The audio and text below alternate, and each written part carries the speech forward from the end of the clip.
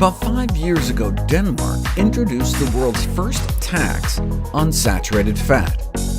After only 15 months, however, the fat tax was abolished due to massive pressure from farming and food company interests.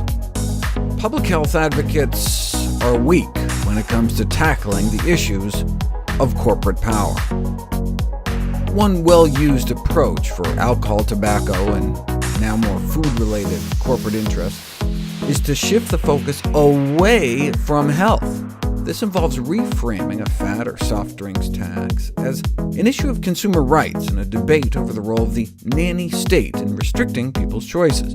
The nanny state is typically used as a pejorative term to discourage governments from introducing legislation or regulation that might undermine the power or actions of industry or individuals, and has been regularly used to undermine public health efforts. But those complaining about the governmental manipulation of people's choices tend to hypocritically be fine with corporations doing the same thing. One could argue that public health is being undermined by any industry that uses fear of government regulation to maintain its own dominance and profits, and at significant cost to public health. The tobacco industry offers the classic example of touting personal responsibility, which has a certain philosophical appeal. Look, as long as people understand the risks, they should be free to do whatever they want with their bodies. Now, some argue risk-taking affects others, but if you have the right to put your own life at risk, shouldn't you have the right to aggrieve your parents, widow your spouse, orphan your children? But then there's the social cost argument. People's bad decisions can cost the society as a whole, whose tax dollars may have to care for them, clean up the mess. Right? The independent individualist motorcyclist, helmetless and free on the open road, becomes the most dependent of individuals in the spinal injury war. But for the sake of argument, let's forget these spillover effects, the so-called externalities. If someone understands the hazards, shouldn't they be able to do whatever they want? First of all, this assumes that people can access accurate and balanced information relevant to their decisions. But deliberate industry interference has often created situations where consumers have access only to incomplete and inaccurate information. For decades, tobacco companies successfully suppressed or undermined scientific evidence of smoking's dangers and downplayed the public health concerns. "Don't worry your little head," said the nanny company. Decades of deception and manipulation, deliberate targeting of children, marketing and selling their lethal products with zeal and without regard for the unfolding human tragedy.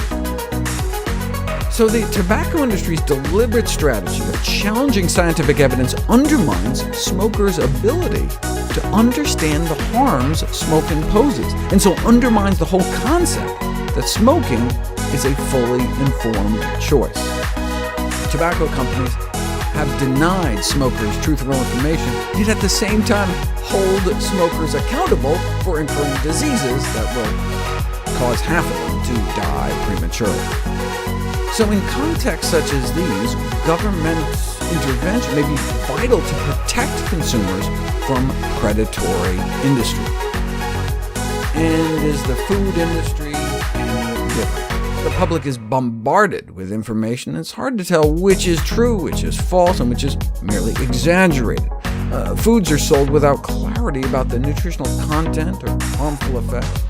Remember how the food industry spent $1 billion making sure the easy-to-understand traffic light labeling system on food never saw the light of day, and was replaced by indecipherable this?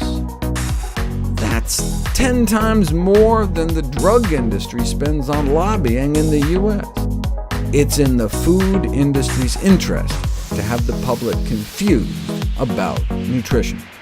How confused are we about nutrition?